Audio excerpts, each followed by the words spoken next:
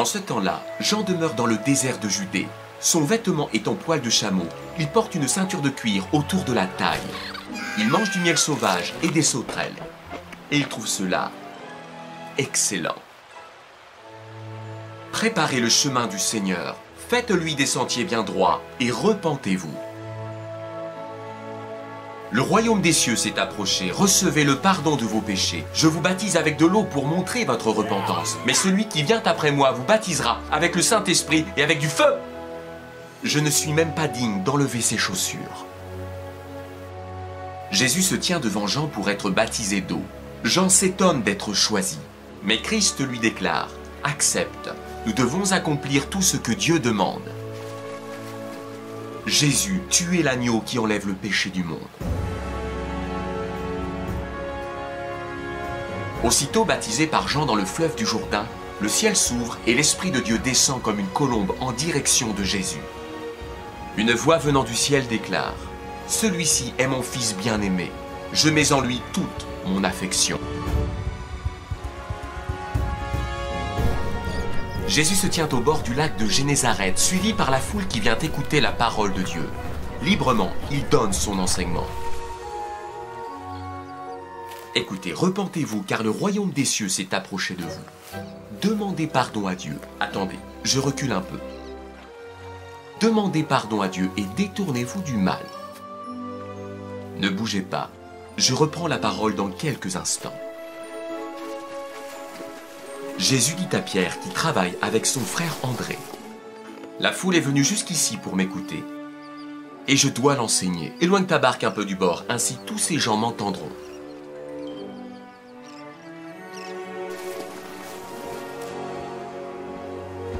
Merci beaucoup. Écoutez, le royaume des cieux est tout près de vous. Repentez-vous maintenant. Demandez pardon à Dieu pour vos péchés. Changez votre comportement, changez votre vie, éloignez-vous du mal. Croyez à la bonne nouvelle, vous qui m'écoutez. Soyez attentifs, cette parole est pour vous.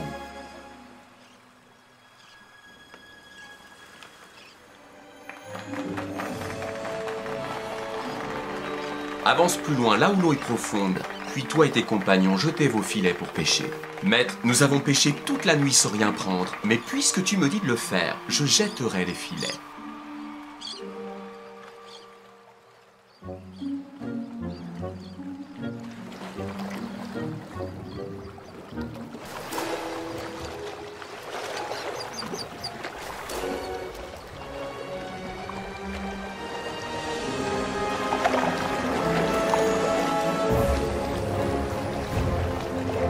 Ils prennent une si grande quantité de poissons que leurs filets commencent à se déchirer.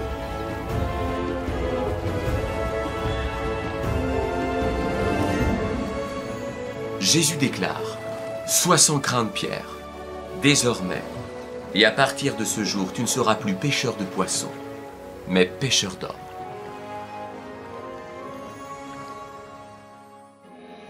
La renommée de Jésus se répand partout dans la région. La belle-mère de Pierre souffre d'une forte fièvre et l'on demande à Jésus de faire quelque chose. Il se penche sur elle et donne un ordre à la maladie. La fièvre la quitte, elle se lève aussitôt et se met à les servir.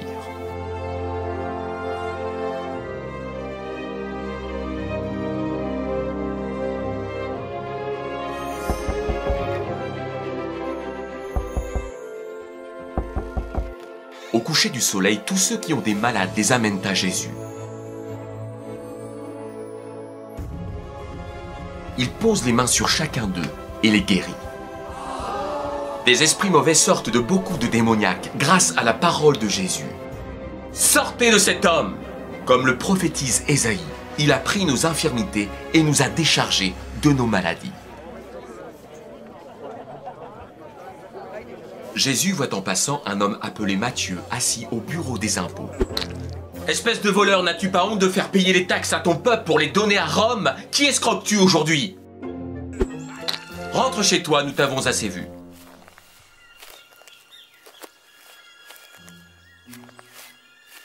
Jésus s'approche de lui.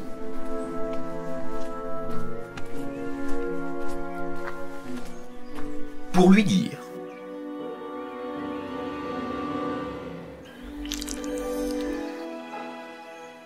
Suis-moi. Je dois manger dans ta maison aujourd'hui. » Un pharisien voit cela et dit aux disciples, « Pourquoi votre maître mange-t-il avec les collecteurs d'impôts et les gens de mauvaise réputation ?» Pour tout te dire, je ne sais pas quoi te répondre.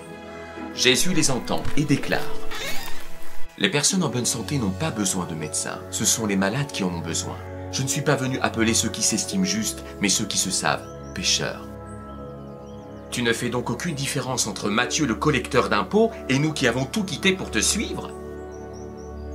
Pierre, je te le dis, tous les pécheurs sont bienvenus à table, même cet homme, tout comme les autres collecteurs d'impôts, les pêcheurs de poissons, les voleurs et même les tricheurs.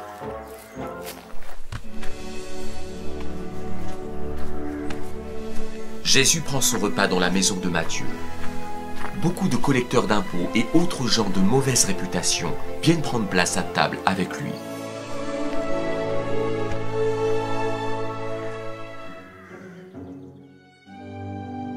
Ainsi que ses disciples. Jésus se rend dans la ville où il a grandi, c'est-à-dire Nazareth. André s'étonne. Mais la foule murmure. Comment sait-il tout cela? Comment fait-il ces miracles? Mais c'est Jésus, le grand prophète, le grand guérisseur. Non, c'est le fils de Joseph et de Marie. Je connais ses frères et sœurs. Jésus n'est qu'un charpentier. Non, mais ne partez pas. Les origines nazaréennes de Jésus empêchent beaucoup de Nazaréens de croire en lui. Christ s'étonne du manque de foi des gens de sa ville. Il dit, « Un prophète est estimé partout, excepté dans sa ville natale, sa parenté et sa famille. » Mais que se passe-t-il? Jean dit le Baptiste, « Ton cousin le prophète est mort. » Je dois maintenant partir.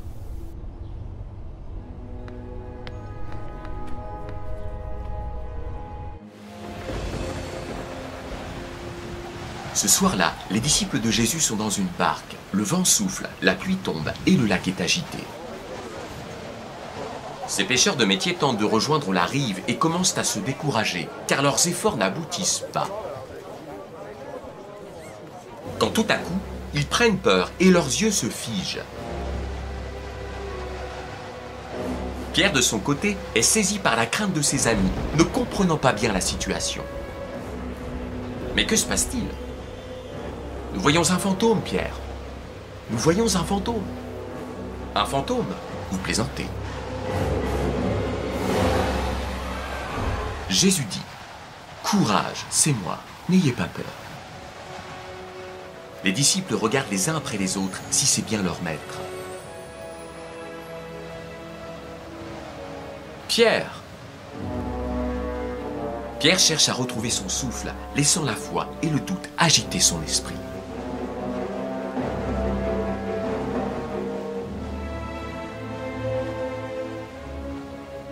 Seigneur Jésus, si c'est bien toi, comme tu nous le dis, ordonne que j'aille vers toi sur le lac.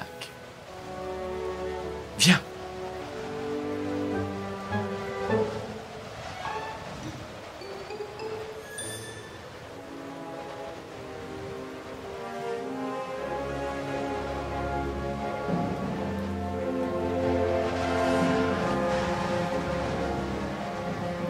Pierre sort de la barque, pose ses pieds sur l'eau et se met à marcher pour rejoindre le Seigneur en exprimant toute sa joie. Maître, je marche sur l'eau comme toi, c'est un miracle, regarde. Mais quand il remarque la noirceur des nuages, la violence du vent et les vagues menaçantes, il prend peur. Il commence à s'enfoncer dans l'eau et s'écrie, « Maître, Seigneur, sauve-moi! Jésus !» Aussitôt, Jésus étend la main, le saisit et lui dit, « Comme ta confiance est faible, pourquoi as-tu douté ?» Ils montent tous les deux dans la barque. Le vent tombe, la pluie cesse et le lac se calme. Alors Pierre et les autres disciples admirent Jésus et disent, « Tu es vraiment le Fils de Dieu. »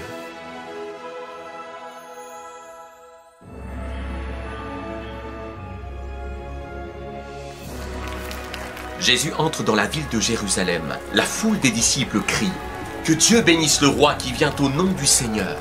paix dans le ciel et gloire à Dieu. Toutefois, certains pharisiens déplorent cette agitation. Maître, ordonne à tes disciples de se taire tout de suite. Écoutez, je vous le déclare, s'ils se taisent, les pierres crieront.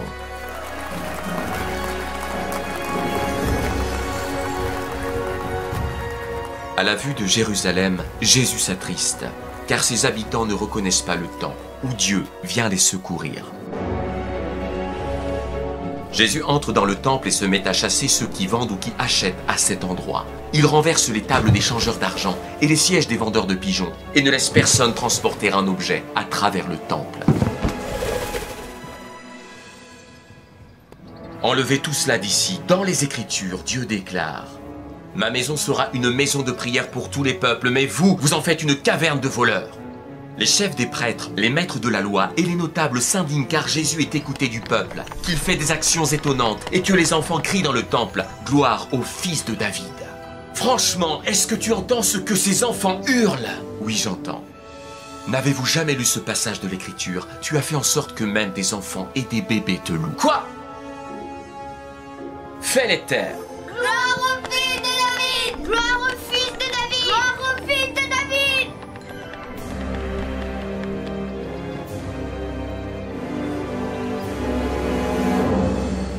Nous devons arrêter Jésus rapidement.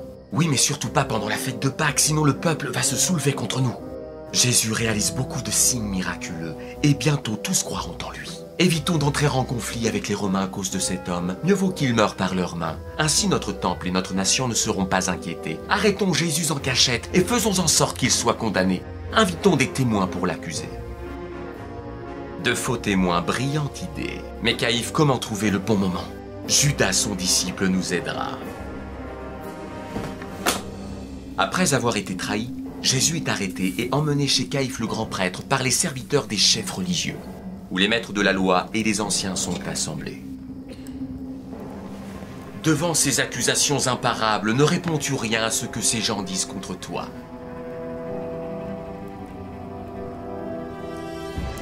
Bien. Es-tu le Messie, le Fils du Dieu auquel vont nos louanges? C'est toi qui le dis.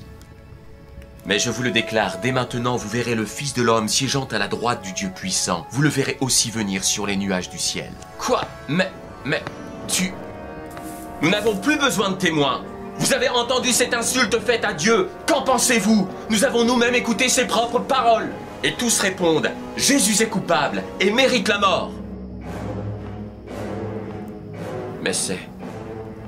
Mais c'est un complot. Toi aussi tu étais avec Jésus de Nazareth. Tu es un disciple de cet homme. Je ne le connais pas. Mais oui, il était avec Jésus, le Galiléen. Je ne comprends pas, Certainement tu es aussi de ces gens-là, car ton langage te fait reconnaître. Je ne le connais pas, je ne connais pas cet homme.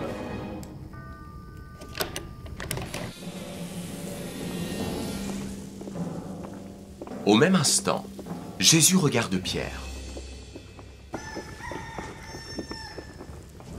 Pierre se souvient de la parole que le Seigneur lui a dite. Avant que le coq chante 2 fois aujourd'hui, tu me renieras 3 fois. Pilate, voulant satisfaire la foule, relâche Barabbas. Et après avoir fait battre Jésus, il le livre pour être crucifié. Sur la croix, Jésus dit, « Père, pardonne-leur, car ils ne savent pas ce qu'ils font. Ô brigand, je te le dis en vérité, aujourd'hui tu seras avec moi dans le paradis. » À sa mère, « Femme, voici ton fils. » À Jean, « Voici ta mère. » À son père, « mon Dieu, pourquoi m'as-tu abandonné? » Aux soldats, « J'ai soif. » À tous, tout est accompli. Puis, Père, je remets mon esprit entre tes mains. Les disciples s'affligent et pleurent la mort de Jésus.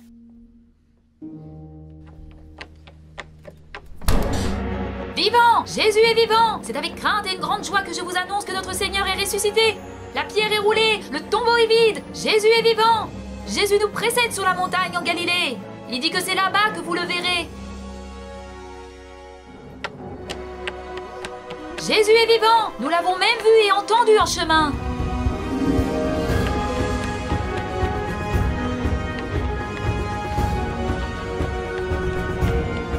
Après être passé au tombeau pour constater la pierre roulée, les bandes à terre et le linge plié, d'abord troublés, Pierre et les autres apôtres comprennent ce que les femmes affirment.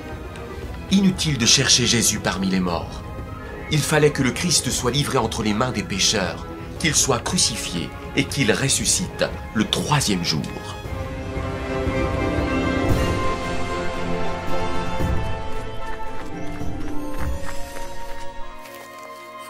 Jésus dit, « Tout pouvoir m'a été donné dans le ciel et sur la terre. Allez, faites de toutes les nations des disciples, les baptisant au nom du Père, du Fils et du Saint-Esprit, et enseignez-leur à observer tout ce que je vous ai prescrit. Et voici, je suis avec vous tous les jours, jusqu'à la fin du monde. »